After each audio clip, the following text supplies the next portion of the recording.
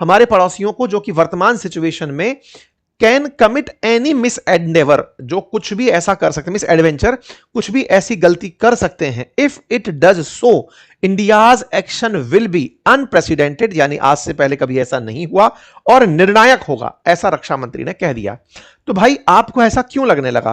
क्योंकि अभी तो इजराइल और ईरान लड़ रहे हैं।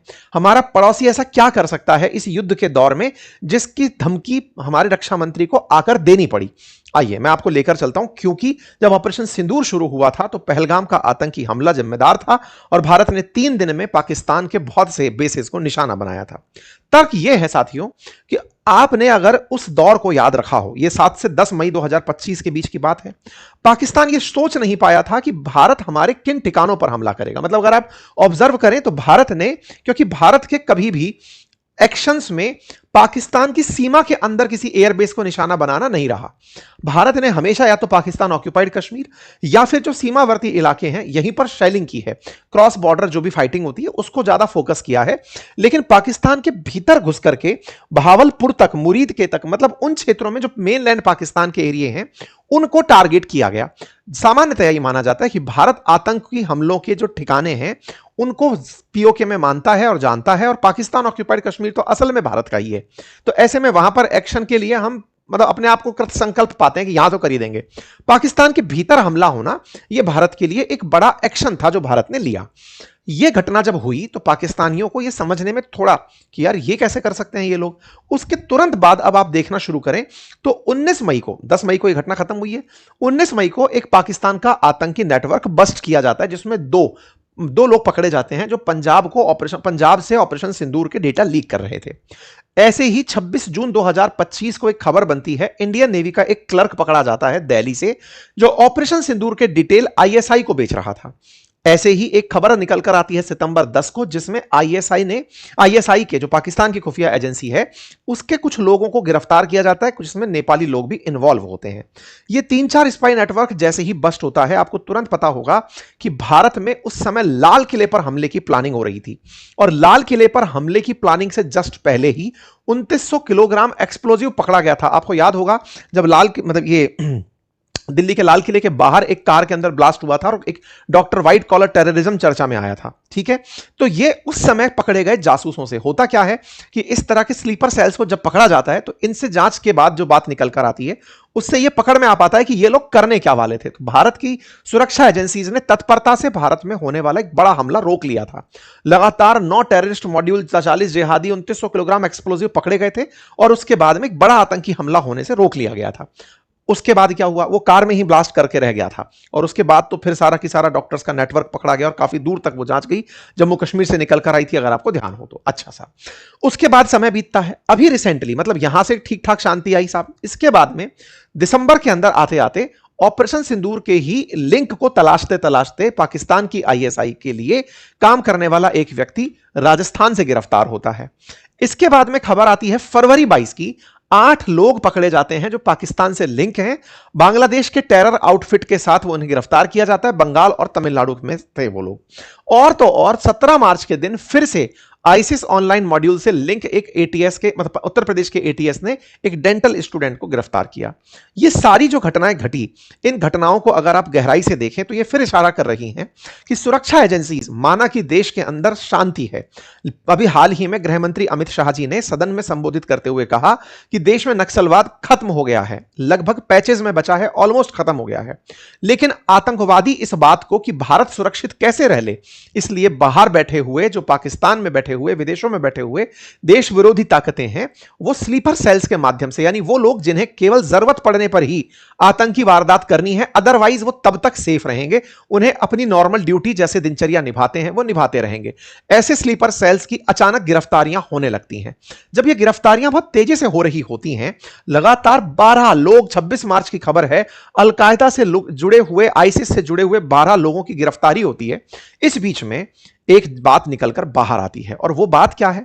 बात यह है कि भारत के प्रधानमंत्री जो है ना, वो सीसीएस की मीटिंग बुलाते हैं, कैबिनेट कमेटी ऑन सिक्योरिटी की मीटिंग बुलाते हैं। साथ ही साथ अप्रैल 2 के दिन Rajnath Singh ji informal group of ministers की बैठक बुलाते हैं। ये वो तस्वीरें हैं जहां पर राजनाथ सिंह जी के द्वारा वार्ता की जा रही है, मिनिस्टर ऑन वेस्ट एशिया कहकर के इस मीटिंग को रखा जाता है। साथ ही साथ भारत के प्रधानमंत्री के द्वारा इस इजराइल ईरान युद्ध के दौरान भी कई सारी सीसीएस की मीटिंग्स रखी जाती हैं, कैबिनेट कमेटी ऑन सिक्योरिटी की बैठक बुलाई जाती हैं। हालांकि कैबिनेट कमेटी ऑन सिक्योरिटी की जो बैठक है वो भारत सरकार तब भी बुलाई थी जब भी सुरक्षा का मुद्दा होता है, ऑपरेशन सिंदूर के समय भी बुलाई गई थी। मतलब क्या है, असल में प्रधानमंत्री के पास जो सबसे टॉप लेवल के कैबिनेट मिनिस्टर होते हैं, उनकी बैठक को कैबिनेट मिनिस्ट्री या कैबिनेट मीटिंग कहते हैं। भाई कैबिनेट मिनिस्टर्स के लिए जो बैठक हो रही है कैबिनेट मीटिंग, लेकिन उनमें से भी अगर 4 लोगों को बुलाकर की जाए, जिसमें रक्षा मंत्री, विदेश मंत्री, गृह मंत्री, वित्त मंत्री शामिल हो, तो इस मीटिंग को कैबिनेट कमेटी ऑन सिक्योरिटी कहा जाता है। और इसकी बैठक को समय समय पर प्रधानमंत्री पिछले 1 महीने से बुला रहे हैं। इसके पीछे का तर्क हो सकता है कि साहब वेस्ट एशिया के हालात के लिए बुलाई जा रही हो। बिल्कुल, वेस्ट एशिया के हालात के लिए रक्षा मंत्री का क्या इन्वॉल्वमेंट है, यह बड़ा सवाल है। वेस्ट एशिया की बात से निपटने के लिए वाणिज्य मंत्री की बैठक हो सकती है, वित्त मंत्री की बैठक हो सकती है, पेट्रोलियम मिनिस्टर की बैठक हो सकती है, लेकिन गृह मंत्रालय और रक्षा मंत्रालय अगर इन्वॉल्व हो रहा है तो यह अपने आप में दर्शाता है कि कुछ ऐसा है जिस मुद्दे को उस मामले के दौरान डिस्कस किया जा रहा होगा। अब ये तो हुए अपने कयास, लेकिन इन्हीं कयास में अब पाकिस्तान के अंदर क्या चला। जब भारत ने एक साथ इतना बड़ा टेररिस्ट मॉड्यूल बस्ट किया, 12 लोग गिरफ्तार हुए अभी 4 दिन पहले, तो पाकिस्तान के अखबारों में और वहां के न्यूज चैनल्स में न्यूज चलना शुरू होती है। क्या न्यूज चलती है? इंडिया प्लानिंग कर रहा है फॉल्स फ्लैग ऑपरेशन करने की यूजिंग पाकिस्तानी प्रिजनर्स। अब देखिए साहब, एक तो चोरी और ऊपर से सीना चोरी। पाकिस्तानियों ने क्या क्लेम किया? यह पाकिस्तानी अखबार डॉन की कटिंग है जिसमें वो दावा कर रहे हैं कि पाकिस्तान का दावा बड़ा ही रोचक है। रोचक यह है कि भारत ना एक फॉल्स फ्लैग ऑपरेशन प्लान कर रहा है। बोले उसमें क्या होगा? बोले होगा यह कि भारत के अंदर जो कश्मीरी बंद हैं या फिर जो पाकिस्तानी गलती से सीमा क्रॉस कर गए थे और वो जेल में बंद हैं, उनसे सीमा पर ले जाकर खुद ही के क्षेत्र में, यानी कि भारत वाली साइड, कोई हमला करवाएगा। बड़ा इंटरेस्टिंग है। मतलब सोचकर देखिए, इनका कहना यह है कि बॉर्डर एरिया में भारत अपने ही लोगों को, अपने ही लोग तो नहीं है लेकिन उन आतंकियों को जो जेल में बंद हैं उन्हें ले जाएगा, खुले में छोड़ेगा और कहेगा कि तुम ब्लास्ट करो। उस ब्लास्ट के ऊपर भारत सरकार एक्शन लेगी पाकिस्तान पर, और यह एक फॉल्स फ्लैग ऑपरेशन होगा। मतलब कितना जबरदस्त इन लोगों में डर है भारत के ऑपरेशन का कि आज से 4 दिन पहले भारत की तैयारियों को देखते हुए, भारत की जो तैयारियां हैं या फिर आतंकी मॉड्यूल्स का पकड़ा जाना है, उन्हें देखते हुए पाकिस्तान की मीडिया न्यूज चला रही है कि भारत फॉल्स फ्लैग ऑपरेशन की प्लानिंग कर रहा है, जिसमें भारत अपनी जेलों में बंद पाकिस्तानी सैनिकों, नागरिकों और कश्मीरी लोगों को शामिल करके सीमावर्ती इलाकों में ले जाकर एक फर्जी हमला करवा सकता है ताकि इसका दोष पाकिस्तान पर मढ़ा जा सके। मतलब सोचिए ये कितनी स्वच्छ छवि के देश हैं कि इनके ऊपर जाकर हमें दोष मढ़ना है ताकि हम अपनी जनता को खुश रख सकें। नेक्स्ट लेवल पाकिस्तान की प्लानिंग है ताकि भारत को पाकिस्तान पर ऑपरेशन सिंदूर 2.0 करने का मौका मिल जाए। भाई साहब, इस तरह की ही जो सोच है, यही कई बार हमारी राजनीति में कुछ राजनेता बिना किसी सूझबूझ के देश के सामने भी रख देते हैं। रिक्वेस्ट है उनसे कि इस तरह की चीजों से बचें, ये किसी भी प्रकार के नैरेटिव जाल में ना फंसें जो पाकिस्तानियों द्वारा फैलाए जाते हैं। मतलब विचार करिए कि हम अपने देश में क्या होता है, आप में से बहुत सारे लोगों ने कई ऐसी स्पाई मूवीज देखी होंगी जो भारत पाकिस्तान से जुड़ी हुई रही होंगी। हाल ही में धुरंधर आई, राजी आई, तमाम ऐसी फिल्मों में बार बार यह दिखाया जाता है कि किस तरह विदेशियों के द्वारा, पाकिस्तानियों के द्वारा भारत के अंदर आतंक फैलाने के लिए आतंकी पूरे नेटवर्क का इस्तेमाल किया जाता है। हर आतंकी हमला सक्सेसफुल नहीं होता, उसकी प्लानिंग में लगे हुए लोगों को हमारी जांच एजेंसी, सुरक्षा एजेंसी कामयाब होने से पहले ही पकड़ लेती हैं। जांच एजेंसियों के द्वारा जो ये काम कर लिया जाता है तो हमें लगता है कि कुछ हो ही नहीं रहा है। वास्तविकता यह है कि हमारे देश की सुरक्षा एजेंसी लगातार चाक चौबंद और तत्पर होकर काम कर रही हैं। दुश्मन लगातार हमारे देश में अव्यवस्था फैलाने के प्रयास करता है, लेकिन समझिए कि जब हमारे देश में कोई भी भीषण हादसे नहीं हो रहे हैं, इसका मतलब है कि हमारी सुरक्षा एजेंसी बड़ी ही तत्परता से काम कर रही हैं। तभी तो जब कोई दुर्घटना होती है तो हम सवाल उठाकर पूछते हैं कि एजेंसीज कर क्या रही थी, उन्हें इनपुट नहीं था क्या? एजेंसीज के पास डेली सैकड़ों की संख्या में इनपुट होते हैं, ना जाने कितने ही मैसेजेस उन्हें सुनने और पढ़ने होते हैं, ना जाने कितने ही लोगों पर उन्हें नजर रखनी होती है, ना जाने कितने ही लोगों के बारे में उन्हें डिटेलिंग करनी होती है।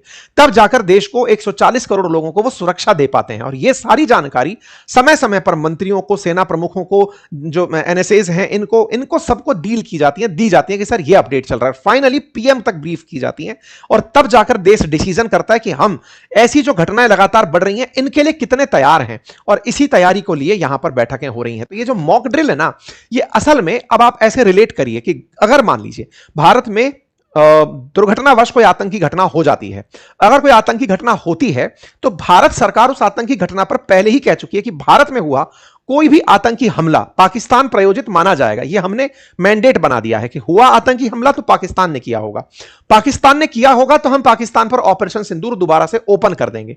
अब जब ऑपरेशन सिंदूर ओपन होगा तो पाकिस्तान चुप तो नहीं बैठेगा, वो बदले की कार्रवाई करेगा। वो बदले की कार्रवाई करेगा उस समय देश की राजधानी और सीमावर्ती क्षेत्रों में चिंताएं हो सकती हैं, इसीलिए आज से ही मॉक ड्रिल शुरू कर दी गई। इसका मतलब एक हेड स्टेप हम चल रहे हैं। यह मॉक ड्रिल उसी का नतीजा है और रक्षा मंत्री के द्वारा दिए गए जो बयान है ये उसी के दायरे में है। अब सवाल हुआ कि साहब अभी तो दुनिया में वैसे ही क्राइसिस चल रहा है, क्या ये हो सकता है? देखिए, संभावनाओं से आप इनकार नहीं कर सकते।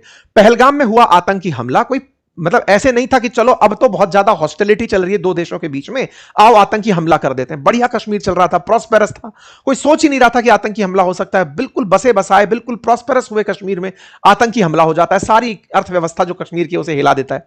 तो ऐसे में जब दुनिया का ध्यान उधर है, पाकिस्तान अपनी हरकत से पता चले बाज ही नहीं आया और वो ऐसे समय पर कोई घटना घटित कर दिया, तो हमारी तैयारियां पूरी हैं और हमने अपने अपने स्तर पर ये सारी की सारी तैयारियां कर ली हैं। और इसी कारण से आप ऐसी तस्वीरें और न्यूज सुन रहे हैं जिसमें भारत के एयर मार्शल के द्वारा क्षेत्र में वेस्टर्न कमांड का दौरा किया जाना शामिल है, हमारे सेना के द्वारा लगातार अपनी तैयारी के संदेश सोशल मीडिया पर डालना शामिल है, हमारे तमाम जो मतलब वो हैं सेना प्रमुख हैं उनके अपने अपने क्षेत्रों में दौरे इस समय अचानक बढ़े हैं, ऐसी सुर्खियां मीडिया में कवर हो रही हैं।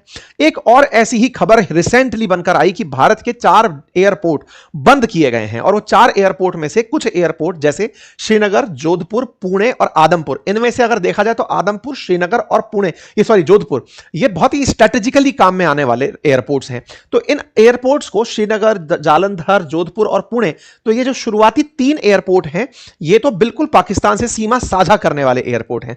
इनको बंद किए जाने की खबर हालांकि निकलकर ऐसे आई है कि हम यहां पर मेंटेनेंस कर रहे हैं और मेंटेनेंस दौर दौर में चलेगा, मतलब पहले 25 दिन एक जगह चल लिया, फिर उसको शुरू कर दिया गया, फिर दूसरे पर शुरू कर दिया गया, फिर उसको शुरू कर दिया गया, ऐसे करते हुए चलेंगे।